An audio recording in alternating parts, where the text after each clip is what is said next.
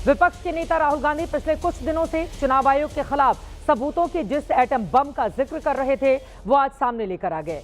महाराष्ट्र विधानसभा चुनाव में वोट चोरी का आरोप लगाया और लोकसभा चुनाव के दौरान कर्नाटक की एक सीट पर बड़ी संख्या में फर्जी वोटर होने का आरोप लगा दिया। राहुल गांधी ने लोकसभा चुनाव के दौरान कर्नाटक के बैंगलोर सेंट्रल सीट की महादेवपुरा विधानसभा सीट में 5 अलग अलग तरीकों से वोट चोरी का आरोप लगाया है। इसके पक्ष में राहुल गांधी ने कुछ सबूत भी दिखाए हैं, जैसे एक वोटर का नाम एक ही विधानसभा में 4 अलग जगहों पर है, एक वोटर का नाम 3 राज्यों में भी है, एक ही पते पर 50 से ज्यादा लोगों का नाम वोटर लिस्ट में है।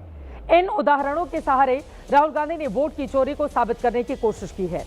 वहीं दूसरी ओर बिहार में वोटर लिस्ट के वेरिफिकेशन के दौरान जिन 65 लाख लोगों का नाम हटाया गया है वो भी इन्हीं कारणों से हटाया गया। चुनाव आयोग इसी वजह से पूरे देश में एसआईआर का हवाला दे रहा है।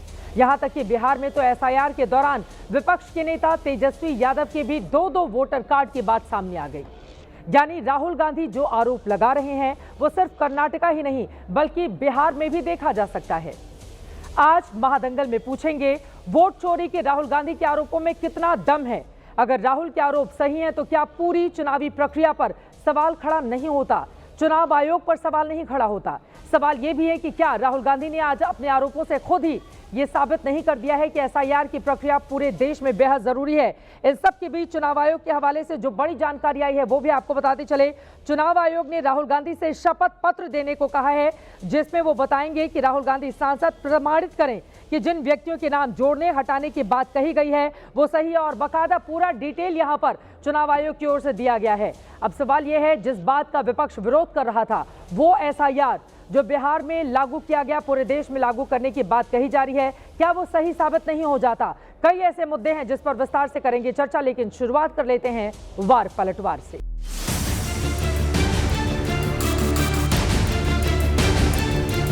यहाँ पे इलेक्शन चोरी करने का हमने एक मॉडल, और मुझे लगता है कि इस मॉडल का प्रयोग देश की बहुत सारी लोकसभा और विधानसभाओं में किया जाता है। इलेक्शन कमीशन को हमें इलेक्ट्रॉनिक वोटर लिस्ट 10 साल 15 साल की एंड सीसीटीवी फुटेज पकड़ा देना चाहिए। देखिए, राहुल गांधी जी जो आज प्रेस कॉन्फ्रेंस कर रहे हैं, जिस प्रकार से कुछ वोटर लिस्ट इत्यादि लेकर आए हैं, ये कोई पहली बार राहुल गांधी कि जिन राज्यों में इनकी जीत होती है, एक बार भी आपने देखा है कि राहुल गांधी वहां के वोटर लिस्ट को पकड़ कर आकर आपके सामने प्रस्तुत कर रहे हैं कि अगर 2 एपिक नंबर जारी किया तो गलती किसकी?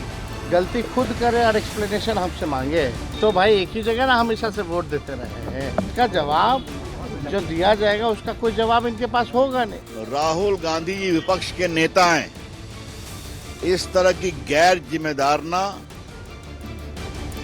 शर्मिंदगी भरा टिप्पणी एक संवैधानिक संस्था पर कर रहे हैं, इसके हम बहुत ही भर्त्सना करते हैं। भारतीय जनता पार्टी सरकार और इलेक्शन कमीशन की साठगांठ के साथ तो ये अपने आप में जो जिसने हमें हक और अधिकार दिया है वोट डालने का, ये सीधे उसको आघात करने की बात करी जा रही है। जब आपकी सरकार जीते, चाहे वो कर्नाटका हो चाहे पंजाब हो, तब तो सब ठीक है। तब जब दूसरा जीते तो फिर वो तो that is just being a sore loser.